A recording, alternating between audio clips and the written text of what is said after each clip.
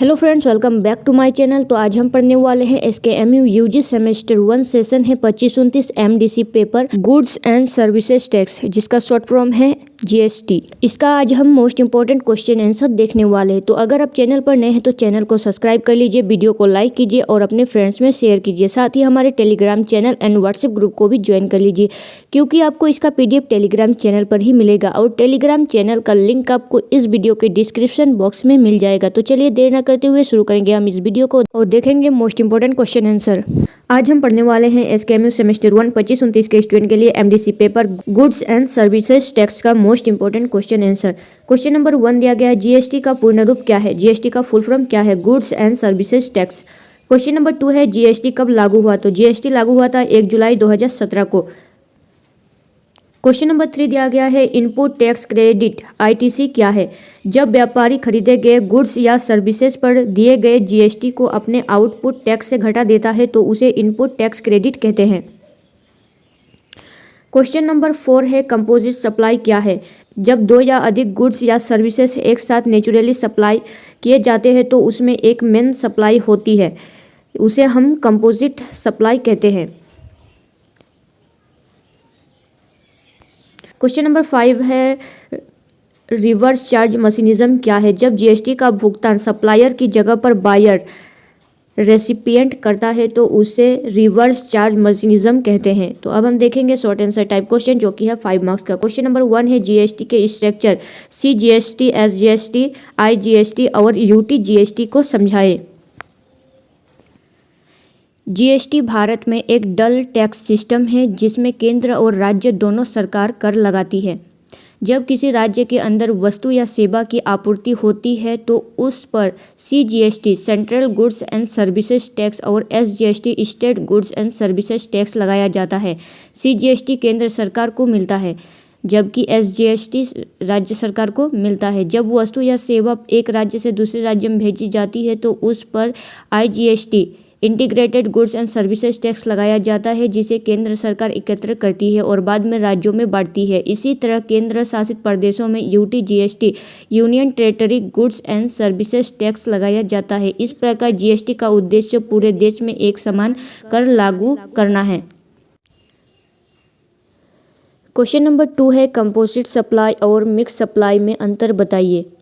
GST में composite supply और mix supply दो प्रकार की आपूर्ति है। कंपोजिट सप्लाई वह होती है जिसमें दो या अधिक वस्तुएं या सेवाएं एक साथ स्वाभाविक रूप से प्रदान की जाती है और इनमें से मुख्य प्रिंसिपल सप्लाई होती है।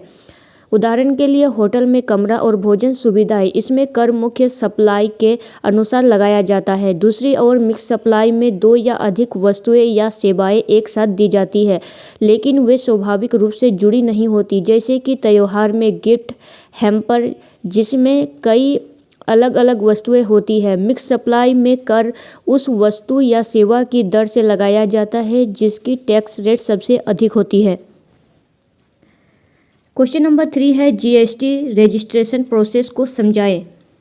GST के अंतर्गत व्यापार करने वाले व्यक्ति या संस्था को एक निश्चित सीमा से अधिक कारोबार होने पर GST रजिस्ट्रेशन करना आवश्यक होता है। इसके लिए व्यक्ति को GST की आधिकारिक वेबसाइट पर जाकर ऑनलाइन आवेदन करना होता है। अगर किसी व्यक्ति का एक निश्चित सीमा से अधिक कारोबार होने लगता है तो उसे GST बनाना पड़ता है, उसी को बताया। आवेदन में पैन, आधार, व्यवसाय का पता, बैंक विवरण और अन्य आवश्यक दस्तावेज जमा किए जाते हैं। आवेदन स्वीकार करने के बाद करदाता को GSTIN goods and services tax identification number प्रदान किया जाता है। इसके बाद वह व्यक्ति GST के नियमों के अनुसार टैक्स वसूल करता है और सरकार को जमा कर सकता है। रजिस्ट्रेशन का उद्देश्य व्यापक और कानूनी मान्यता देना है और कर प्रणाली को पारदर्शी बनाना है। तो अब हम देखेंगे लॉन्ग आंसर टाइप क्वेश्चन, जो कि है 15 मार्क्स का।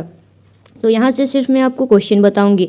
तो क्वेश्चन नंबर 1 है, GST के इवोल्यूशन कॉन्सेप्ट एंड रेशनल का विस्तार से वर्णन कीजिए। GST के इवोल्यूशन कॉन्सेप्ट एंड रेशनल का विस्तार से वर्णन कीजिए।